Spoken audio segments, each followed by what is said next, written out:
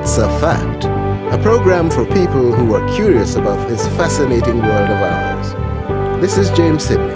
Stay with me for a moment. Hi there. Just over 100 years ago, in 1904, a young black man was brought to the United States from Africa and exhibited as a savage at the U.S. World Fair. His name was Ota Benga. Ota Benga was an African pygmy, a member of the Mbuti people, nomadic hunters and gatherers who lived deep within the rainforests in Zaire. Ota was born in 1881. He was 4 feet 11 inches in height, weighed 103 pounds, and was 23 years old when he arrived in the United States. Ota had returned one day from a hunt in Zaire, only to find that his wife and children had been murdered. This was the work of the British Force Publique, enforcers working for Belgium in the then Belgian Congo. Ota himself was later captured and sold into slavery. He was bought at a slave market by an American, Samuel Verner.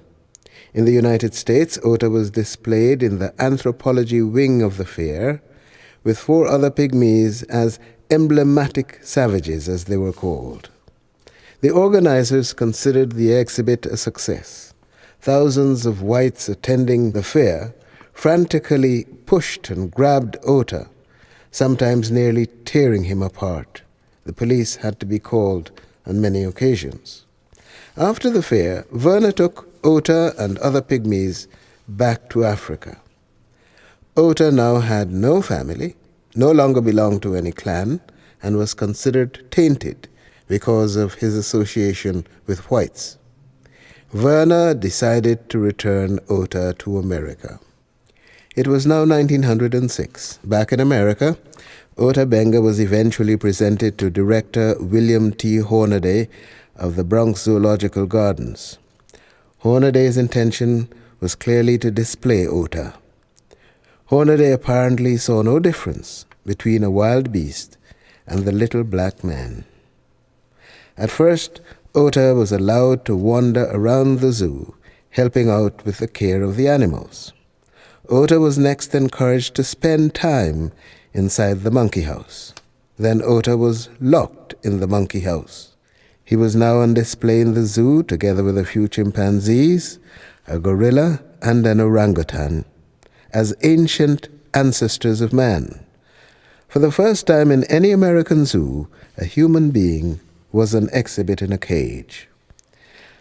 A September 9th New York Times headline announced, "Bushman shares a cage with the Bronx Park apes." The cage became wildly popular.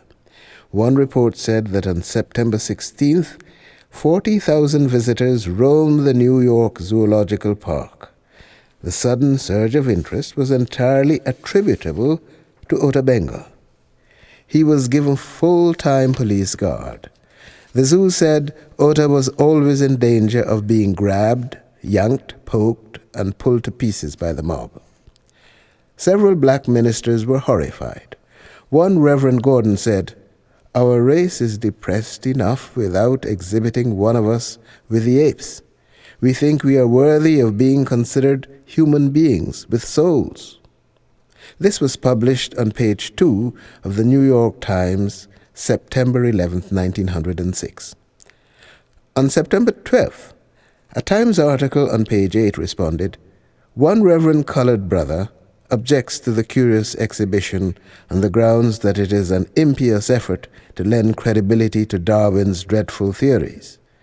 The Reverend colored brother should be told that evolution is now taught in the textbooks of all the schools, and that it is no more debatable than the multiplication table." Controversy raged on. The director eventually relented and allowed the pygmy out of his cage. Once freed, Ota Benga spent most of his time walking around the zoo grounds, often with huge crowds of curious people and mean children following him. He fought back and struck a number of them. Eventually, he was released into the care of the black clergy in New York. He was sent to a colored orphanage in Brooklyn and was taught English. In January 1910, he was sent to a black community in Lynchburg, Virginia. He became a Christian, was baptized, attended classes at a Lynchburg seminary, and learned several sports. He later stopped attending classes and began working as a laborer. But he also became increasingly despondent. He checked on the price of a steamship ticket back to Africa and realized he would never earn enough money to buy one. Concluding that he would never be able to return to his native land, he went alone into the woods on March 20th, 1916, and shot himself in the heart with a revolver. This is James Sydney. Time to go now.